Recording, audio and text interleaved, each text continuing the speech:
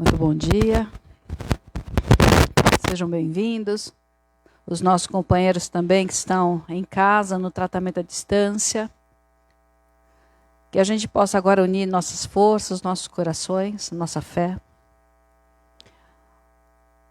A água fluidificada é uma bênção. É um tratamento tão simples, né? A água do batismo, a água fluidificada, a água, aquele banho restaurador. Então, que a gente entenda a importância dessa fluidificação. E surgiu uma questão esses dias de que se era possível fazer a fluidificação da água com a água gaseificada. Então a gente já aproveita a falar, né, para mais gente. Não é recomendado. O gás, a gasificação não é tão saudável para o nosso organismo, dentro da perspectiva também da fluidificação da água, do lado espiritual, que é mais sutil o fluido. Então é muito importante que quando a gente for pedir a fluidificação da água, a gente peça nessa água comum. E se a gente não tiver, né, outro jeito, a gente mistura com a água gaseificada, tá bem? Mas sempre colocar na geladeira outras substâncias, melhor não. Algumas pessoas, quando começa o tratamento espiritual, começam a ter a ilusão de que tem que abandonar tratamento, não vão mais no médico, não toma mais remédio. Não, não, não. Não é essa a proposta. A espiritualidade vem como um apoio a mais, né? Uma ferramenta a mais, juntando as nossas necessidades. Então, por favor, não abandone seus tratamentos. Continuemos juntos. É um apoio a mais, uma ajuda a mais que a espiritualidade, com o seu carinho, nos oferta. Então, a água fluidificada é um desses apoios. Esqueci minha água no centro, não fui, não fiz. Faça o Evangelho no lar. E peça aos bons espíritos que te acompanham no Evangelho do lar que façam a fluidificação. Quer dizer, coloque um remédio que nós estamos precisando, né? Então, vamos começar o nosso dia. Havendo qualquer dúvida sobre o tratamento, sobre os retornos, a necessidade de tratamento à distância, por favor, conversa com os nossos companheiros da casa, tá bem?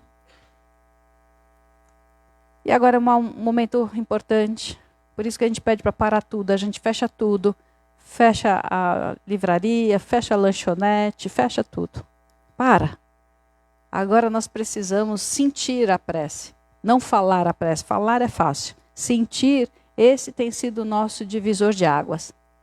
Então agora, vamos juntos, evocando as forças do Pai, através do chamado dos espíritos de boa vontade, das falanges de espíritos de cura, que possam estar aqui presente conosco, nos ajudando, nos orientando. A gente começa abrindo o nosso coração ao nosso Mestre, e que essa manhã seja de luz para cada um de nós.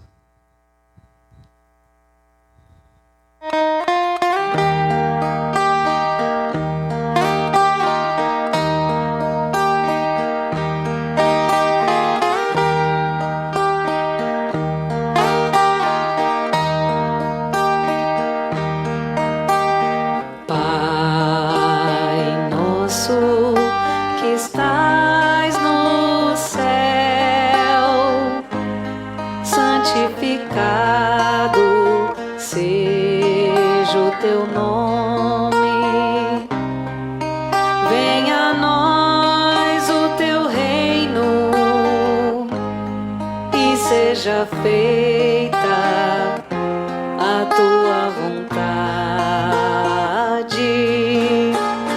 Pai, meu Pai, meu Pai do céu, meu Pai do céu, eu quase me esqueci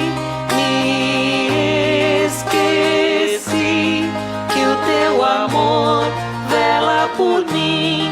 Vela por mim, que seja feito assim.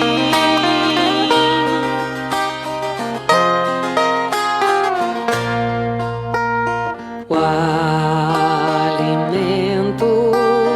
desse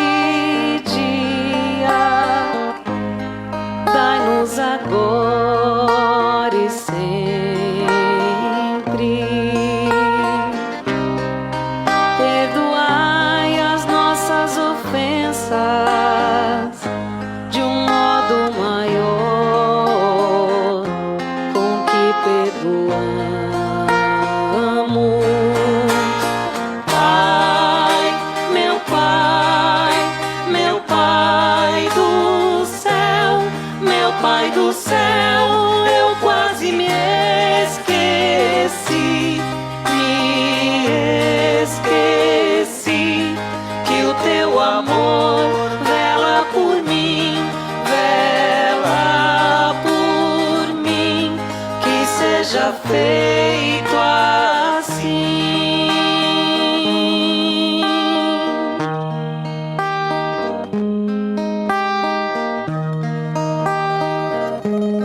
Não nos deixeis cair em tentação, mas livrai-nos de todo mal.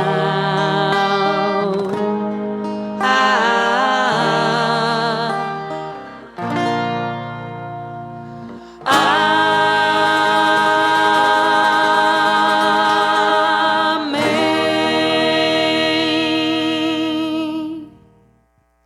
Pensemos hoje na inspiração do Evangelho, capítulo 18. Muitos os chamados e poucos os escolhidos. A quem muito foi dado, muito será pedido. O servidor que soube a vontade de seu mestre e que não a percebeu, e não fez o que lhe foi pedido, apanhará rudemente. Mas aquele que não soube de sua vontade e que fizer coisas dignas de castigo, apanhará menos. Pedir-se-á muito àquele que muito recebeu, e prestará contas àquele a que foram confiadas muitas coisas.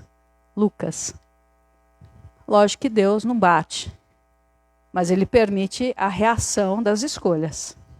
E é aí que a gente se sente apanhando da vida, né? Tem uma frasezinha muito bacaninha que fala assim, olha, se você não conseguir se definir, se colocar na vida, a vida te coloca. Só que a vida não é docinha. Ela não tem... Ela é. E às vezes a gente se choca com isso, que ela é muito certeira. Muito pedido a quem muito foi dado. Isso é dentro do conhecimento. Na época de Jesus, os mais de entendimento eram os fariseus, mais prontos, pelo menos na intelectualidade. Mas nem sempre praticavam aquilo que eles conheciam, por causa das conveniências, dos interesses. A gente não faz isso? A gente sabe, mas às vezes a gente dá aquela invertida e faz o que seria mais conveniente. E esse é um chamado muito bacana. Lembra de Pedro? Um dos apóstolos muito importantes, né? Todos eram importantes, mas muito ali. No início, algumas leituras nos ensinam que ele era uma pessoa extremamente explosiva. Se irritava, blum. 5 minutos depois esquecia. Mas era um temperamento mais colérico, mais intempestivo. Às vezes a gente quer tão certo, que esse tão certo vira um problema. Às vezes a gente não tem a flexibilidade de entender que o outro faz de outro jeito. Não tem muitas moradas na casa do meu pai? Então há muitos jeitos de chegar na casa do pai. Não tem que ser só do nosso jeito. Só que isso a gente demora para aprender, né? Mas no final da vida de Pedro, ele era aquela pessoa apaziguadora, que acalmava. Contam que as pessoas em leitos, deitadas, enfermas, não precisavam nem tocar. Ele passava pela sala e a irradiação de energia que ele fazia era tão boa, tão bonita, porque ele tinha realmente colocado em ação o que ele conhecia, que curava. Lembra da passagem de Jesus na multidão, em Jerusalém? Andando naquela multidão, ele vira e fala, alguém me tocou, tirou uma virtude de mim. Aquela moça que sofria de hemorragias há 12 anos. Eu sempre gosto de lembrar o detalhe sociocultural. As mulheres, até mesmo nas leis mosaicas, que menstruavam eram repudiadas, eram consideradas mulheres sujas por causa do sangue e da menstruação. Era uma questão da época. Então, vocês imaginam para uma mulher que estava há 12 anos sangrando? Então, não era só um desconforto fisiológico que ela tinha, que já era dos piores. mas ela era vista como uma pessoa suja. As pessoas viravam as costas, não olhavam para ela. Então o sofrimento, ele é grande. Por isso que a intimidade de quem sofre é da intimidade de quem sofre. Por isso que a gente não pode julgar. Seu problema é fácil. Não dá para a gente fazer isso. Cada um sabe a cruz que carrega e o porquê carrega. Só que ela tinha uma fé tão grande. Ela estava pronta para ser curada. Entende que tem isso também? Não é a hora que a gente quer. É a hora que a gente está pronto. Então quando Jesus passa... Como é que ele, todo mundo encostando nele, naquela multidão, passando no meio de um monte de gente, fala, alguém me tocou e tirou uma virtude de mim? Como é que ele sabia que era ela? Né? Olha que interessante. Então Jesus era essa pessoa que sentia as verdades. Sabia daquele que da aparência do bem, vivia para mostrar, e ele sabia daquele da aparência do bem, que estava de verdade. E nós hoje? Nós somos os novos fariseus? Críticos, intelectualizamos, temos um monte de ferramentas, mas será que nós aplicamos? Ou aplicamos apenas quando é conveniente? Apenas quando nós temos um ganho? É muito pouco, não é? Por que a gente não pode viver melhor? Por que hoje a gente vive com medo? Por que o tempo todo a gente tem receio de tentar, de ir lá? Por que a vida ficou tão apertadinha, hein? Que prisão é essa? Foi Deus que fez? Ou nós que construímos essas prisões mentais? Reencarnação após reencarnação, condicionamos padrões e que hoje está sendo difícil sair desse padrão. Então, gente, uma boa leitura. Que a gente não fique escravo desse contaminação baixa, de pouca qualidade de dopamina, abrindo o celular, fechando o celular, vendo a vida do outro, perdendo horas do nosso tempo, desviando a atenção existencial para coisas fúteis. Por que não a gente possa estudar coisas boas, conversas boas, né? Descanso mental, também tendo o prazer de sentir que a vida é mais profunda. E que não é só esse problema que a gente tem. Então, gente, cada um segundo suas obras. Essa é a lei. Então não tem coincidência e não tem injustiça. Tem uma lei séria e firme, que é uma navalha, um corte cirúrgico. Se eu não tomar as decisões e a atitude correta, a vida vai tomar por mim. Não vai ter jeito. Um ótimo dia. Muito obrigada pela presença. Vamos começar o nosso trabalho. A gente conta com o silêncio de todos, por favor. Já vou ligar o ventilador, prometo. Mas enquanto isso, por favor, sintonia de todos para ajudar no trabalho. Muito obrigada.